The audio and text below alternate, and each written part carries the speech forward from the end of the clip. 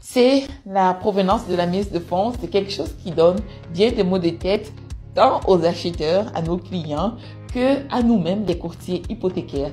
Alors récemment, j'ai eu des clients qui ont immigré au Québec depuis quelques années, mais qui avaient encore certains actifs en France. Ils avaient un compte bancaire bien fourni là-bas et ils comptaient rapatrier la mise de fonds ici au Québec pour pouvoir acheter leur maison. Alors, ce que la banque demandait, c'était un relevé bancaire des 90 derniers jours pour savoir exactement d'où provient cette mise de fonds-là. Est-ce qu'elle a été économisée pendant les derniers 90 jours ou est-ce qu'ils avaient déjà cet argent bien avant? Alors, elle a demandé non seulement les relevés bancaires du compte en France, mais aussi les relevés bancaires d'ici une fois qu'ils ont eu transféré l'argent ici au Québec.